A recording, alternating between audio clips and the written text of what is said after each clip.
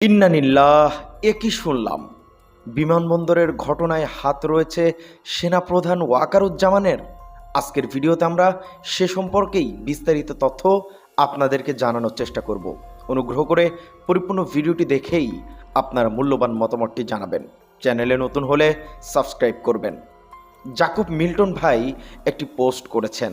সেই পোস্টে তিনি উল্লেখ করেন, ভারত এবং ওয়াকারের ভয়ঙ্কর ষড়যন্ত্রের নীল নকশা চোখের সামনে। বিমানবন্দরে অগ্নিকাণ্ডে সেনা প্রধানের সরাসরি মদদ রয়েছে, কারণ 25 জন সেনা কর্মকর্তাকে যদি আদালতে তোলা হয়, তাদেরকে রিমান্ডে নিয়ে জবানবন্দি নিলে সশস্ত্র বাহিনীর গুরুত্বপূর্ণ স্থানে ভারতের হয়ে এখনও কারা কাজ করছে বা গত 17 বছর যারা জড়িত ছিল তাদের নাম বেরিয়ে আসবে। সঙ্গে ওয়াকারের বিভিন্ন অপকর্ম ফাঁস হবে। তাই ওয়াকার এই অগ্নিকাণ্ড ঘটিয়েছে, যাতে সরকার ব্যস্ত থাকে। এই সুযোগে ওয়াকার সমস্ত নথিপত্র ও প্রমাণ সরিয়ে ফেলবে এবং বর্তমানে যারা ভারতের গোয়েন্দা সংস্থার লোক, তাদেরকে নিরাপদে বের করে দেওয়ার জন্যই এই ঘটনা ঘটানো হয়েছে।